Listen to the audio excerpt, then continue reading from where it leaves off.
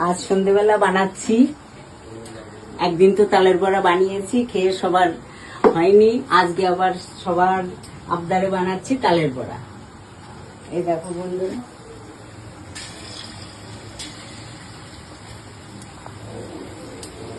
আমি এক একটা করে ছেড়ে দিচ্ছি। এরকম কিভাবে বড়াগুলো, তালের বড়াগুলো ফুলে উঠছে। এই দেখো, আমি একে একে করে দিয়ে যাচ্ছি। আর এই তালের বড়ার পুরটা আমি মেখেছি। এই দেখো, নারকেলের কুচি দিয়েছি, নারকেল কোড়া দিয়েছি, সুজি দিয়েছি, ময়দা দিয়েছি, তাল আর চিনি, এই দিয়ে গোলাটা আমি মেখেছি।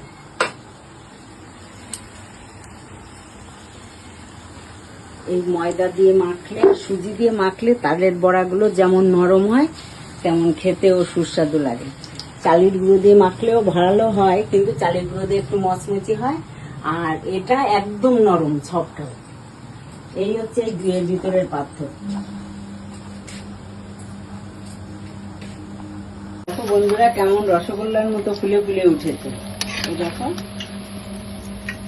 ময়দা দিয়ে মাখলে আর আগে একটু মেখে রাখলে এরকম সফট হয়।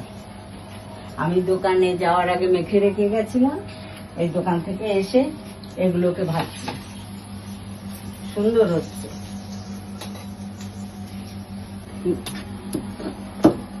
এটা হচ্ছে ধনের পাতা আর পুদিনার পাতা। এটা আমি চিকেন পাকোড়ার ভিতর দেব। পাতাগুলো আগে ধুয়ে পরিষ্কার করে আমি এই যে কোনায় ছেঁচে নিচ্ছি আমার গ্যাসের উপরে। এটাকে ছেঁচে আমি দেব।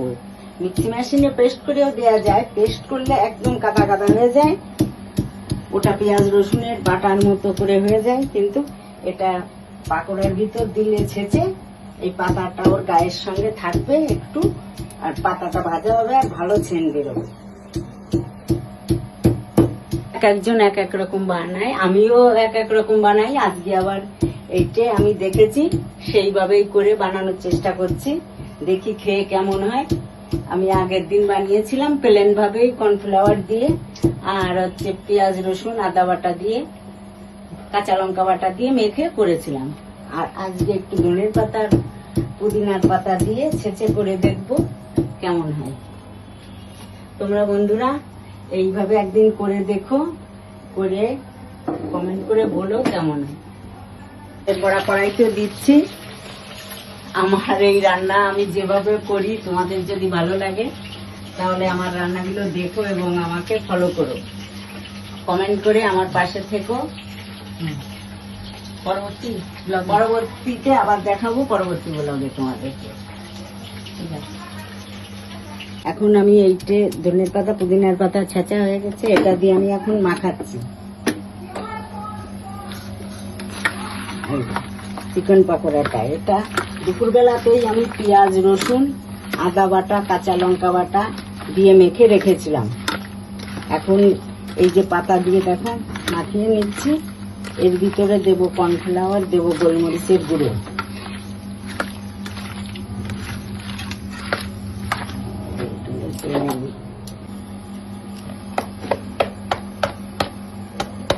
আর এর ভিতরে দেব আমি গোলমরিচের গুঁড়ো। এটা দিয়ে আমি এখন ভালোভাবে চটকে চটকে মাখিয়ে নেব। এই দেখো কিভাবে মাখিয়ে নিচ্ছি। সবকটা চিকেনের গায়ে কর্নফ্লাওয়ারও লেগে গেছে, আর ধনে পাতা পুদিনার পাতা ওই যে লেগে গেছে। এখন ভাজার সময় সুন্দর একটা ফ্লেভার আসবে। ধনে পাতার ফ্লেভারটা একরকম আর পুদিনার পাতার আর একরকম, দুই ফ্লেভার মিশে সুন্দর একটা ফ্লেভার হয়।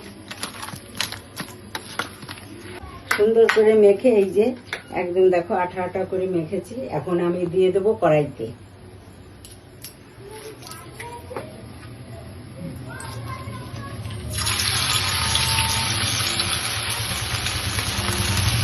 তেল আগেই গরম হয়ে গেছে, আমি এর ভিতরে একটা একটা করে ছেড়ে দিচ্ছি।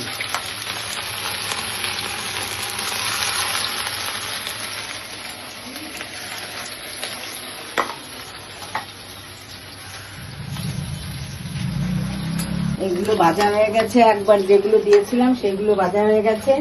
আমি এই পেপারের পরে দিয়েছি। তোমরা হয়তো প্রশ্ন করবে যে কাকিমা তুমি পেপারের উপর দিলে কেন? হ্যাঁ, আমার কিচেন পেপারও আছে, তার উপরে দিইনি, যেহেতু আমরা ধরো আগেকার দিনের লোক, তো তাই আমরা ওই পেপার দিয়ে করতেই ভালোবাসি। তোমরা আবার কেউ কমেন্ট করো না।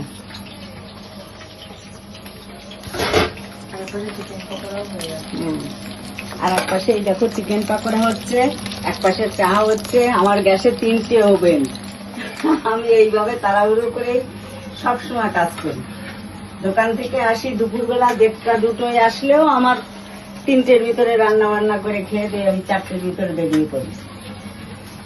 3টে গ্যাসে একভাবে দিয়ে বসিয়ে দিই, যেহেতু আমার কাটাকাটি করে দেওয়ার লোক আছে, করে রেখে দেয়, আমি এসে শুধু রান্না করি।